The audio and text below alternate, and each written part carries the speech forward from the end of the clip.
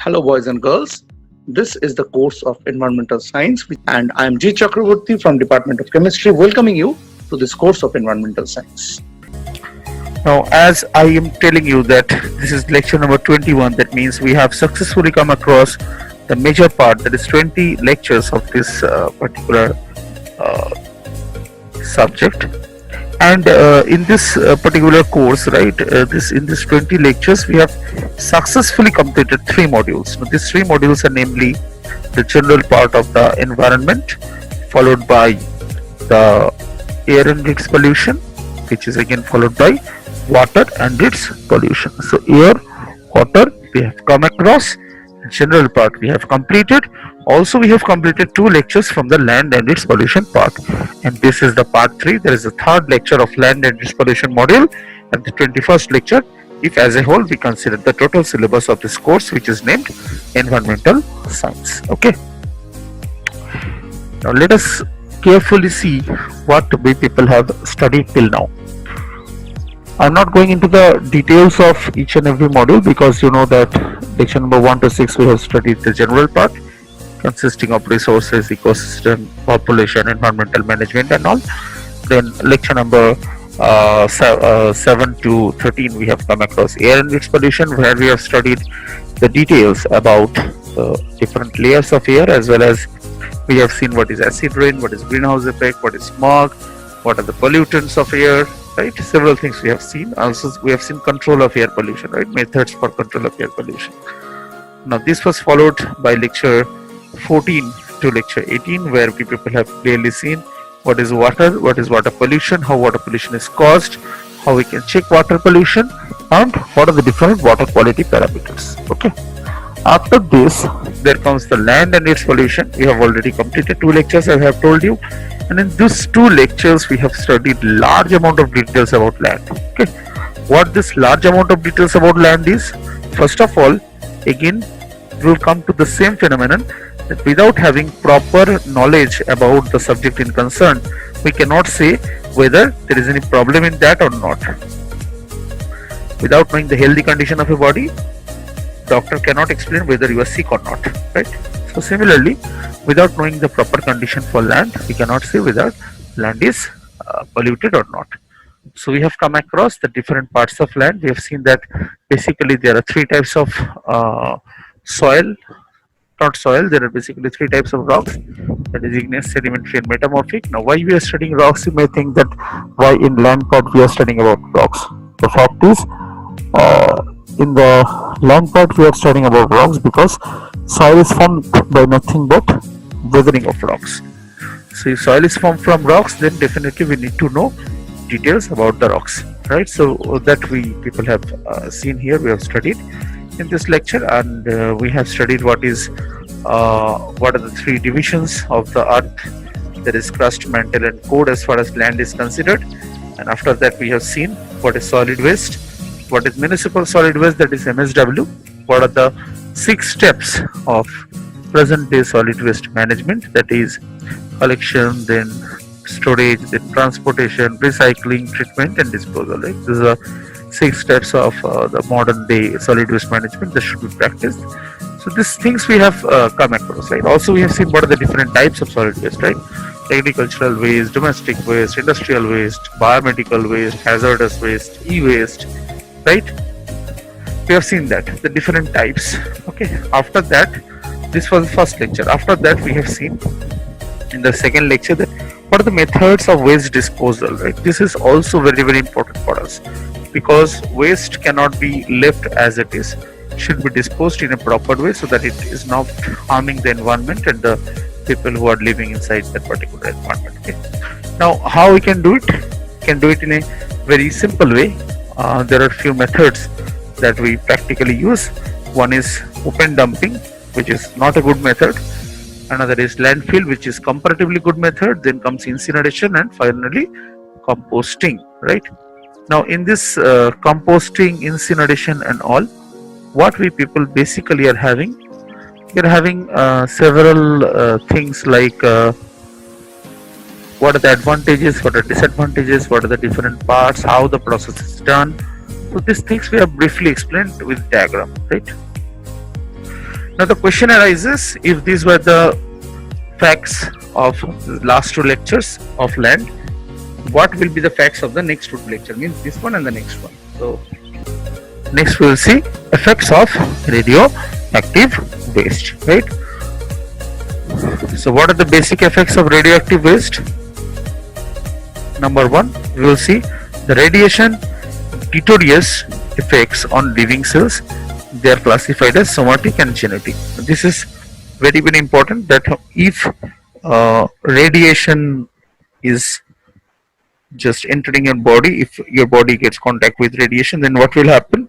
They'll have deleterious effect on living cells. I think you remember Madame Curie, who was working on radioactivity. Madame Curie, at a very younger age, she got Nobel and died after few years of getting Nobel. Why?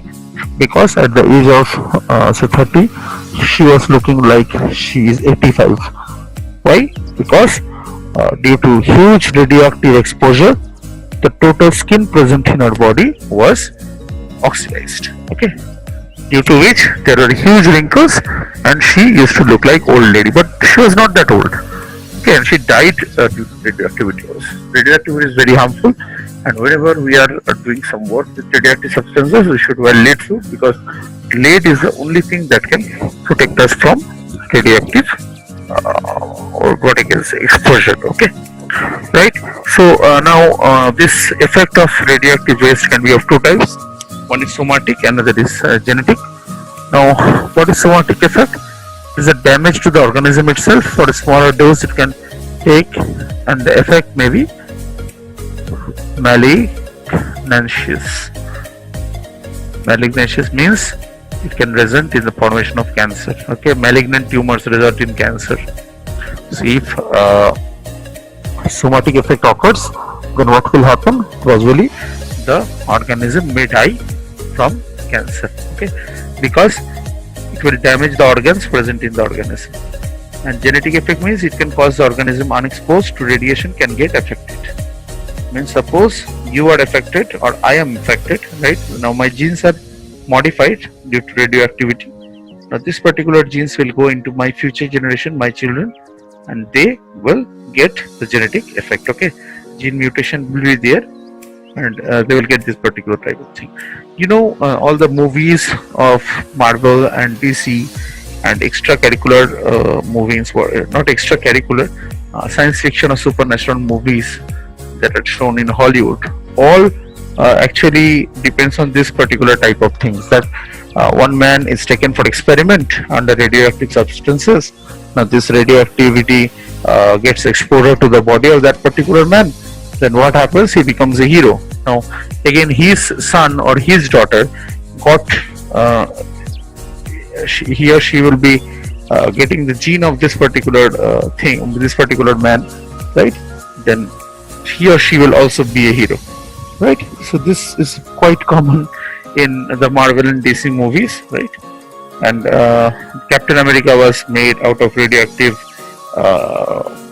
exposure also, right? And several other heroes present in different this type of movies, they are made up due to radioactivity. But the fact is, radioactive decay is very, very harmful, right? They are movies, they are not real life.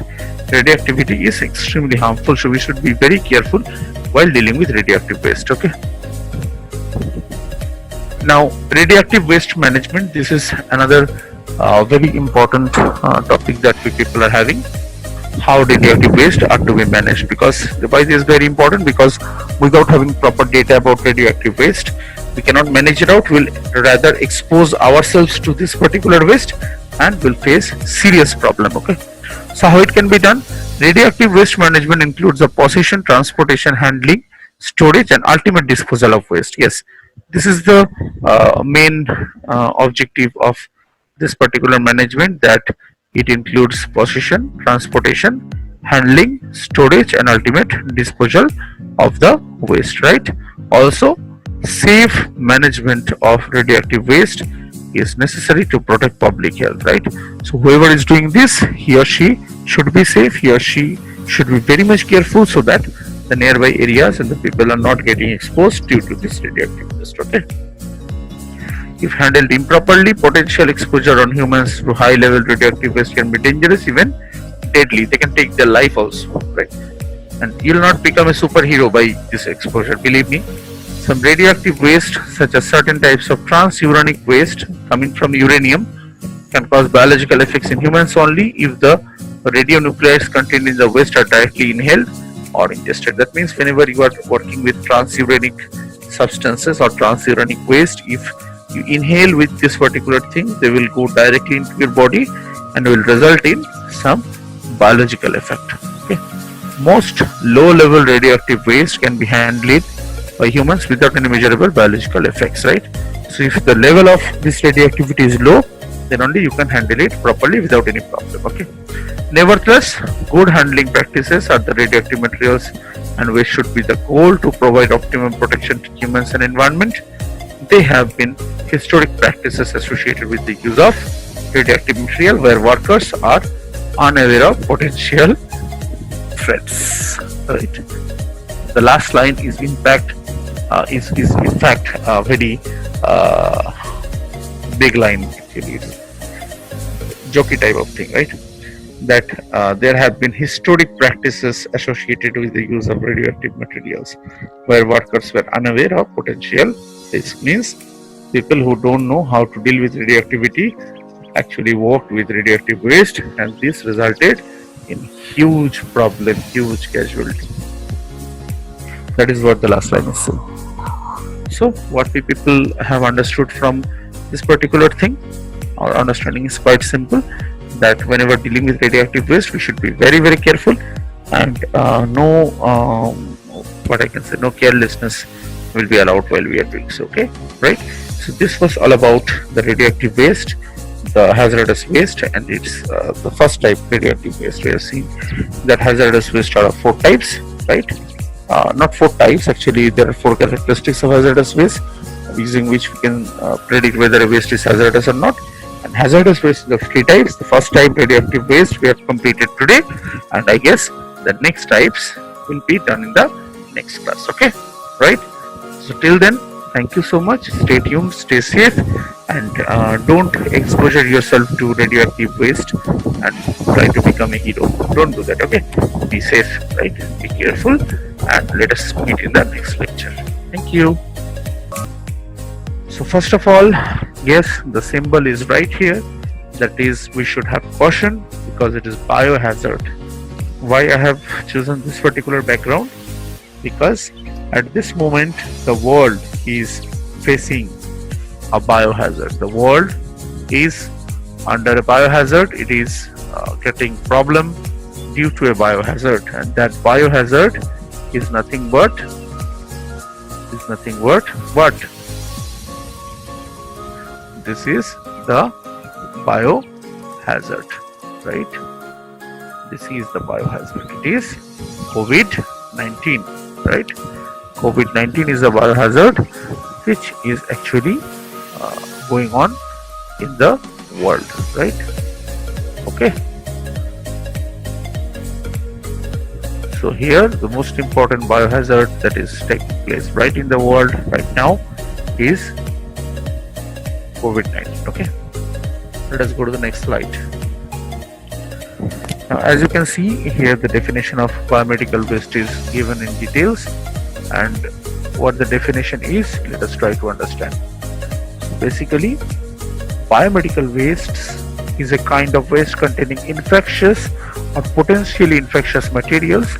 May also include waste associated with the generation of biomedical waste which appears to be of medical or laboratory origin. Example, packaging, unused bandages, infusion kits, etc., as well as research labs waste, cleaning biomolecules of organisms that are restricted from environmental release. very, very important definition. We should go once again through it so that we can have a clear understanding that what biomedical waste actually are. Okay.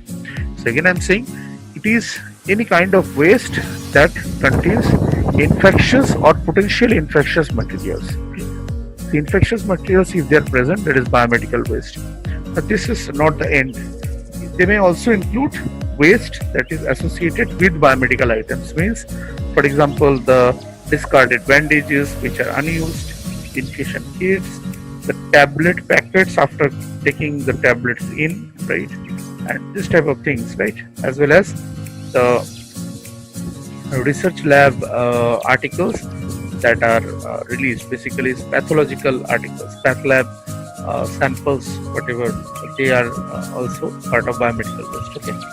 Now, discarded sharps are considered biomedical waste, whether they are contaminated or not, to the possibility of being contaminated with blood and their propensity to cause injury when not properly contained and disposed of.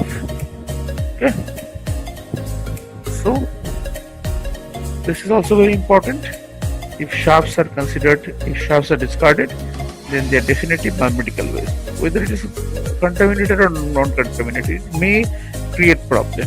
That's why they are just left behind. They are just get rid of. Okay. And biomedical waste is nothing but a bio waste. Biomedical waste may be solid or liquid. Examples of infectious waste includes discarded blood, sharps, unwanted biological cultures and stocks, inviable body parts, including those of result of amputation, other human or animal tissue, used bandages, dressings, discarded gloves, other medical supplies that may have contact with blood and body fluids, laboratory waste that exhibits the characteristics described above. Okay, so a huge example of biomedical waste is given here, right? Starts from blood samples to sharps to unwanted cultures to bandages and dressings, discarded gloves, medical supplies, medicines, etc., etc., everything, along with bloods and body fluids and laboratory waste from pathological labs. Okay. One more thing is there. If you are a student of biomedical engineering, don't ever think that you are a biomedical waste. Okay, right? It basically has happened with me in the class. That's why I'm telling that I was taking class in BME and people shouted, "The biomedical waste. We are the biomedical waste. You are not waste. Okay, you are biomedical engineers, not biomedical waste." Right? Anyway, biomedical waste are given in detail in this particular page, so we have to go through it very, very carefully. Right? Now, waste sharps include potentially contaminated and used and unused discarded needles, scalpel, lancets, and other devices capable of penetrating skin. Right? So skin penetrating materials, if they're present, they're also part of biomedical